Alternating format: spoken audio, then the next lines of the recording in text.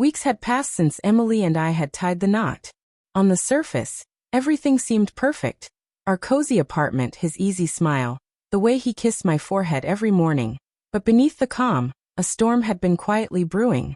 I never thought I'd find myself in this position, confessing my own betrayal to the one person who had given me unconditional love. But life has a way of forcing decisions we never imagined we'd make. It started innocently enough. Daniel, my high school ex, had fallen seriously ill. A severe flu turned into complications that left him bedridden, relying on others for the simplest tasks. I heard about it from a mutual friend and, for reasons I still struggle to explain, a gnawing sense of responsibility and unfinished connection pulled me toward him. Just for a few days, I told myself, I'll check on him, make sure he's all right. I didn't anticipate how quickly days would stretch into nights, or how the quiet desperation in his eyes would ignite something long buried inside me. A mix of guilt, nostalgia, and I admit old affection. Meanwhile, Michael, my husband, remained oblivious, trusting me as he always had. I would come home late, exhausted from nursing Daniel through his fever, and lie about extra hours at work, crafting excuses with precision that even I admired in retrospect. At first, I convinced myself it was harmless. After all, I wasn't lying about the truth of my intentions. I was helping someone in need. But as the days rolled into weeks, the lines blurred. Daniel's gratitude became dependence. His hand brushing mine while he reached for a glass of water, his subtle sighs of relief whenever I entered the room. These moments, small as they seemed, began to pull me deeper into a world I had left behind long ago. I started noticing subtle changes in myself. I laughed more easily with him, listened more intently, and found excuses to stay a little longer even when I had promised Michael I'd be home. Every message from Michael, asking if I'd be home for dinner, or how my day had gone, sent a spike of panic through me.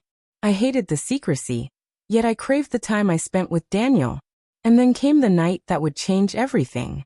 I returned home, the chill of the early evening pressing against my face, to find Michael setting the table, candles flickering softly, smiling as if nothing were amiss. The sight should have brought me comfort. It didn't. Instead, it filled me with a piercing guilt so sharp I could hardly meet his eyes. I poured myself a glass of water, trying to steady my hands, and realized that the life I had built with Michael, so steady, so secure, was now teetering dangerously close to collapse. By the end of that week, I had made my decision. I told Michael I needed space, that there were things I had to sort out on my own. His brow furrowed in confusion, the hurt in his eyes nearly breaking me, but I maintained my resolve. I left for Daniel's apartment, carrying a small suitcase and the heavy weight of my choice, thinking I was doing the right thing by supporting someone in need. What I didn't anticipate was the ripple effect my absence would have. Not just on Michael, but on the fragile trust and life I had promised him forever. Days turned into weeks, and my life with Daniel began to feel like a strange parallel universe. One where the rules of right and wrong blurred beneath the weight of emotion. At first, I told myself I was simply a caretaker, a friend fulfilling a moral duty. But the way he looked at me, the small gestures of dependence, it was impossible to ignore the subtle pull of intimacy rekindled. Each evening, I found myself lingering longer, my mind spinning with justifications I knew were flimsy. Back at Michael's apartment, the silence was deafening. He called less frequently, assuming I needed space, never suspecting the true nature of my absence. My heart twisted with guilt every time I imagined him sitting alone, wondering where I had gone, believing in the honesty of my explanations. And yet, when I was with Daniel, the world seemed to shrink to just the two of us. It was intoxicating, the quiet companionship, the soft laughter, the way he leaned on me as if I were the only constant in his chaotic life. Then came the turning point. One evening, Daniel's fever spiked again. I stayed by his side, holding his hand, adjusting pillows, and whispering encouragement as he drifted in and out of consciousness. When he muttered my name in a weak, almost pleading tone, something inside me broke. I realized that I was no longer a visitor in his life. I had become indispensable, and with that role came a dangerous, undeniable emotional attachment. The guilt gnawed at me relentlessly, but leaving felt impossible. How could I abandon someone so vulnerable, especially when the echoes of our past were so alive. Meanwhile, Michael's calls started coming more frequently, his voice tinged with worry. One night, he called as I sat beside Daniel, and I hesitated, words caught in my throat. "I can't talk now," I whispered, forcing the calm tone that had served me so well. "I'll call you tomorrow." But the truth was, there would be no tomorrow in the way I had promised. My deception had taken on a life of its own. It wasn't long before the consequences of my choices began to surface. Michael, confused and hurt, sensed the distance but couldn't articulate why. Daniel, growing stronger, began to smile and seek my presence even more, and I felt a twisted pride in the role I had carved for myself in his life. Yet, a quiet voice inside me kept warning me. One misstep, one unguarded glance, and the entire fragile arrangement could collapse. Weeks later, the situation escalated in a way I hadn't foreseen. One afternoon, as I returned to Daniel's apartment, I found him staring at me with an intensity that made my chest tighten. "I don't know what I'd do without you," he murmured. I wanted to tell him to stop, to remind him of the boundaries we should never have crossed, but the words wouldn't come. The honesty of the moment, raw and unfiltered, bound me further into a web of emotional complexity I could neither escape nor control. And then the news came. A shock that sent a jolt through both our lives.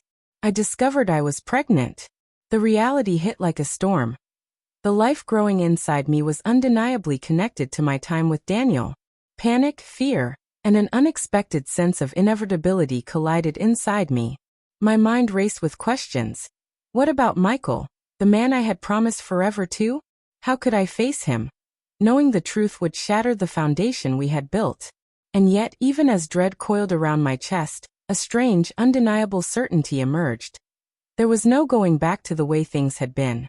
My life, and the lives of everyone involved, had been irreversibly altered. The day I finally returned to Michael was the hardest decision I had ever made. My apartment felt alien when I walked in, as though the walls themselves knew the secret I carried. Michael looked up from the living room, his brow furrowed, hope and confusion mingling in his eyes. For a moment, I almost faltered, letting the weight of guilt paralyze me. But I knew I couldn't delay the truth any longer. "I need to tell you something," I began, my voice trembling despite my efforts to remain composed. Michael leaned forward, attentive, unaware of the storm that was about to hit. I told him everything. The days spent with Daniel, the late-night hospital runs, the growing attachment that I hadn't anticipated, and finally, the pregnancy. The words fell from my lips like stones, heavy and unavoidable, and for a long moment, silence filled the room. Michael's face shifted through shock, disbelief, and hurt, each expression sharper than the last.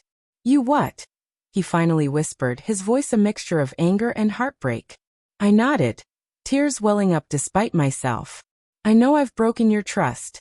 I never meant for it to happen like this, but I couldn't ignore Daniel when he needed me. And now," I paused, placing a hand on my stomach, "now there's a child involved." He sank back into the couch, burying his face in his hands. The hurt radiating from him was almost physical, a tangible force pressing against my chest. I wanted to explain, to justify, but the truth had no defense. Every excuse sounded hollow in the presence of his pain. Yet, through the anger and tears, there was a silent question in his eyes. "What now?" "I don't know," I admitted honestly. "I don't know what to do. I came back because I couldn't stay away from you entirely. But I also can't ignore what's happening with Daniel and this baby."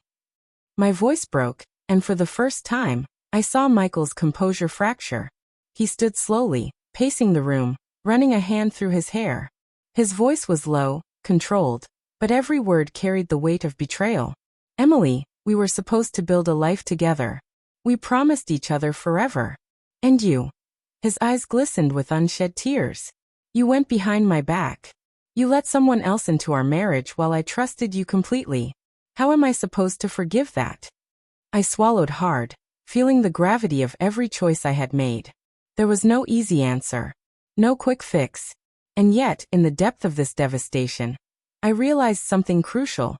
Life had shifted irrevocably, but honesty, even painful, was the only path forward. I had to face the consequences, whatever they might be, and allow Michael the space to decide his own path. Over the next hours, we spoke in fragments, sometimes arguing, sometimes silent, sometimes just breathing in the shared ache of what had been lost. We talked about boundaries, about possible futures, about the child, and about trust that had been shattered. It was agonizing but necessary. By the end of the night, there was no resolution, no reconciliation, only a tentative understanding that the road ahead would be complicated, emotional, and irreversible. As I left that evening, carrying the uncertainty with me like a shadow, I felt the full weight of my choices. I had sought to do the right thing by helping Daniel, but in doing so, I had hurt the person who loved me the most. And now, with a new life growing inside me, the stakes were higher than ever. I didn't know if Michael would ever forgive me, or if we could ever find our way back to what we once had. But one thing was certain: nothing would ever be the same again. The consequences of love, betrayal, and responsibility had caught up with me, and I was forced to face them, fully and without excuses.